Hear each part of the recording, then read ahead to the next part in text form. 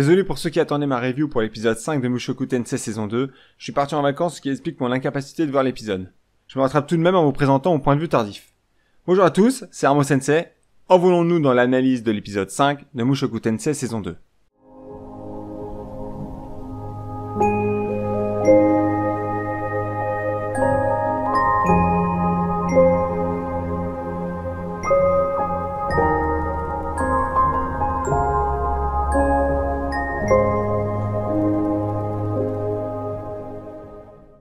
Cet épisode nous présente évidemment Rudeus en compagnie d'Elinalise, qui arrive enfin à la ville de Ranoa.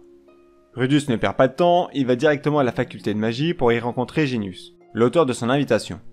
Bon déjà je ne sais pas pour vous, mais j'ai trouvé ça incroyable d'avoir une sorte de réel opening pour une fois, nous dévoilant beaucoup d'éléments qui peuvent nous donner des idées de ce que l'on peut voir.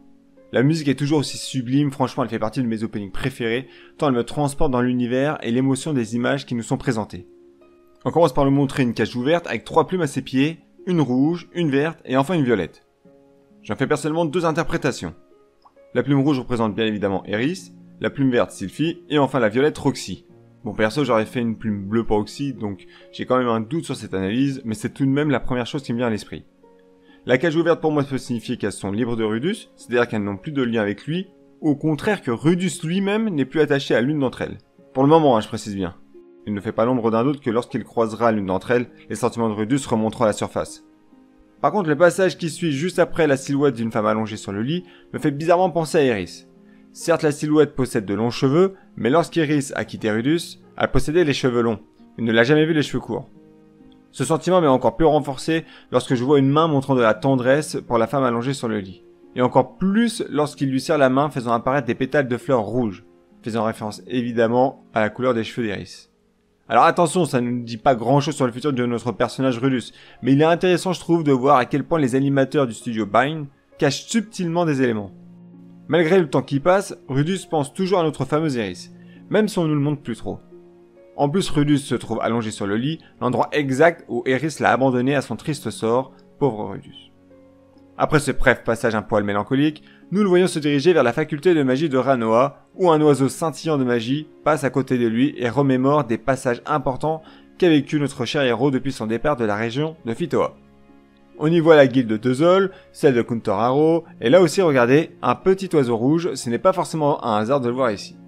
Surtout qu'on le voit se diriger vers le haut comme pour signifier à nous, spectateurs, qu'il reverra Eris plus tard. Alors oui, ce n'est pas une grosse info que je lance là, hein.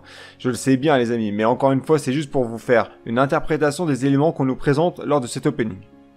À côté de ça, franchement, on est d'accord que le travail de Bind, sérieusement, il est sublime quoi, enfin l'intro est vraiment incroyable, avec l'escalier en colimaçon qui dévoile au fur et à mesure que Rudeus monte les marches, tous les gens qu'il a rencontrés. Je trouve ça vraiment beau, sincèrement. Il y a même un bref passage où Rudeus libère Sarah de la guilde Kuntoraro de l'arbre qu'il avait enfermé avec ses racines. Le passage fort pour moi est ce qui suit. L'apparition de l'oiseau vert qui passe devant le regard de Rudeus et qui devient blanc en passant devant les silhouettes de la princesse Ariel et de Luke. Alors pourquoi pour moi c'est fort? Car Rudeus lève la tête, il est intrigué et je ne sais pas si vous avez bien fait attention mais depuis le début de l'opening, il a une triste mine. Le regard baissé, la solitude le guette, le domine presque même. Mais l'arrivée de Sylphie pourrait bien changer les choses. Sentiment encore une fois renforcé lorsque l'on voit Rudeus tenir la plume verte dans ses mains ou encore le plan suivant, allongé sur le lit, mettant en évidence le collier que lui a offert Sylphie lorsqu'ils se sont connus à la région de Fitoa. Désolé si j'ai pris un peu de temps pour décrypter ce passage, je me reconcentre un peu plus sur l'épisode. On apprend enfin pourquoi Elinalise est une chaudière, tout simplement parce qu'elle a reçu une malédiction qui l'oblige à copuler fréquemment si elle ne veut pas mourir. Plutôt drôle comme malédiction, mais ça a le mérite de nous en dire un peu plus sur le personnage néanmoins. Tous deux arrivent au rendez-vous avec Genius, où Rudeus avoue avoir accepté l'invitation car l'établissement lui paraît approprié pour s'instruire, mener des recherches et atteindre ses objectifs. On peut y voir ici apprendre de nouveaux sorts, rechercher la cause de la disparition de la région Fitoa depuis la catastrophe, et enfin être prêt pour partir à la recherche de sa mère Zenith sur le continent de Begaret.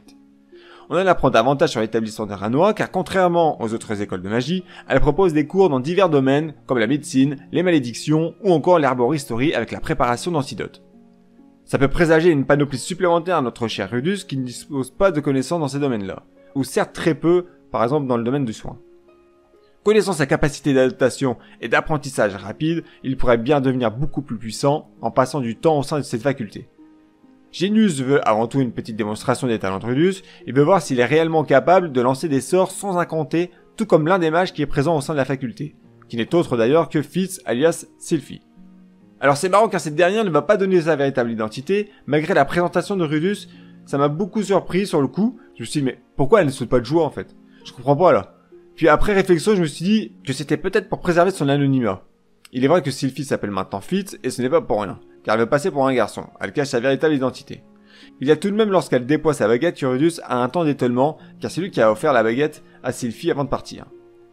La confrontation commence, Rudeus supprime le sort de Fitz en utilisant Disturbe magique.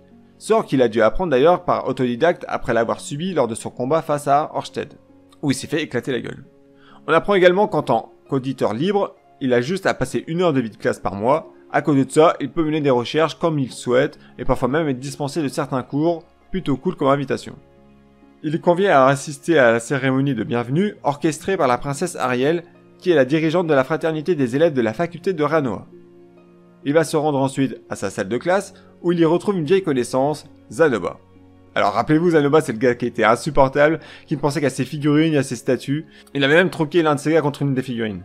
Par contre, depuis sa rencontre avec Rudeus, il le considère désormais comme son maître. Lui qui détient un talent inné pour la fabrication de figurines, rien de tel pour faire sensation face à Zanoba. Il va faire également la rencontre des autres élèves présents, Linia Dedoldia, fille de Guiès Dedoldia, lui-même, je rappelle, frère de Guylaine. Vous n'avez pas oublié Guylaine, je suppose. Rappelez-vous, c'est lorsque Rudeus était venu en aide lorsque son clan s'est fait attaquer dans la forêt. Il rencontre également une autre nana, Pursona, ainsi que Cliff Grimore, un garçon qui se vante d'être un génie et qui connaît Iris. D'ailleurs, lorsque Rudeus tente de savoir d'où il la connaît, étrangement Zanoba intervient comme pour couper court à la conversation. Rien de transcendant pour le moment, mais ça nous fait toujours une petite ébauche des personnalités que l'on peut rencontrer. Il y a Linia qui a l'air cool mais un peu rebelle, Pursona qui a l'air de la suivre, Cliff le crâneur, Zanoba le rigolo de service, et enfin Silent, dont on n'a pas pu percevoir pour le moment car elle manque régulièrement les cours. Rudeus va faire un tour à la bibliothèque de la faculté et tombe de nouveau sur Fitz. Toujours pas de révélation. Je suis juste en train d'arracher les accouteurs de mon fauteuil, mais tout va bien. Rudeus explique qu'il fait des recherches sur la téléportation qu'il a subie lors de la catastrophe l'ayant envoyé sur le continent des démons. Fitz, avant de se retirer, lui conseille de consulter Donjon de la téléportation d'Animus. Un indice néanmoins qui montre que Sylphie a sûrement dû faire des recherches également de son côté pour rechercher Rudeus et sa famille. Enfin, dernière rencontre et plutôt brève, celle face à Luc Notos Grera, son cousin et protecteur de la princesse Ariel d'Azura. Le moins que l'on puisse dire, c'est que Luc n'a pas l'air de le porter dans son cœur au vu de ses premières réactions. Après, c'est peut-être dû au fait également qu'il a vaincu facilement Fitz lors de leur petite démonstration demandée par Genius. Toujours est-il que ça fait beaucoup de nouvelles têtes pour Rudeus qui ne va pas manquer de s'ennuyer ici, j'en ai bien l'impression. Voilà qui va clairement nous changer du début de cette saison. On passe d'un climat triste à un climat plus chaleureux, où Rudeus va se forger de nouvelles relations et sûrement retrouver d'anciens ou d'anciennes amies. L'épisode en lui-même ne nous apprend pas grand chose, mais ça pose l'environnement dans lequel nous allons voir Rudeus progresser et avancer dans ses objectifs. À la fin de l'épisode, l'ending qui est également très poétique, centré principalement sur Sylphie cette fois, qui semble cacher une profonde solitude. Elle passe de Rudeus à Sylphie, comme quoi elle ne veut pas nous lâcher celle-là. Alors je ne sais pas si l'ending est un réel ending, ou si ça nous montre ce qui se passe également dans la faculté de Ranoa à la fin de l'épisode, je sais pas si vous voyez ce que je veux dire. Car on peut observer que les camarades de classe ont l'air d'avoir accepté Rudeus parmi eux. On voit même Silent, qu'on n'a pas pu voir durant l'épisode. Il ne manque que le péteux Cliff Grimore d'ailleurs. C'est marrant d'ailleurs de voir cette opposition entre l'opening et l'ending qui nous est proposé par le studio Mime. Durant l'opening, on voit un Rudeus triste, qui marche vers sa destinée, taché de doute et de mélancolie. Alors que durant l'ending, nous voyons un Rudeus heureux, presque épanoui, faisant des recherches au sein de la bibliothèque aux côtés de Fitz, et vivre des jours heureux en compagnie de ses nouveaux compagnons de classe. Alors c'est pour ça que je me permets de mettre des guillemets sur ce que je dis pour l'ending, car s'il s'agit juste d'un ending décoratif, je mets de côté tout ce que j'ai dit jusqu'à présent sur ce passage. Mais si c'est bien la continuité de l'histoire que ça raconte, alors oui, je trouve ça très bien pensé d'avoir pris cette direction, d'utiliser des génériques pour nous montrer l'évolution du personnage principal. Je trouve que ça fonctionne vraiment très bien. Voilà un très bon épisode que j'ai pris plaisir à regarder comme à son habitude. C'est le début de la scolarité de Rudeus au sein de Ranoa, et j'espère assister pas trop tardivement à la révélation de Fitz envers Rudeus qu'il s'agit bien de Sylphie. Hormis ça, j'attends pas mal de confrontations avec certains personnages, que ce soit Cliff, Luke ou encore Ariel qu'on a très peu vu. Ce serait intéressant de voir qui serait susceptible de poser un peu problème à notre cher héros. En tout cas, je vous dis à la prochaine review pour l'épisode 6. Encore désolé pour le retard, mais vacances oblige, je ne pouvais vraiment pas faire autrement. Portez-vous bien d'ici là, ciao ciao.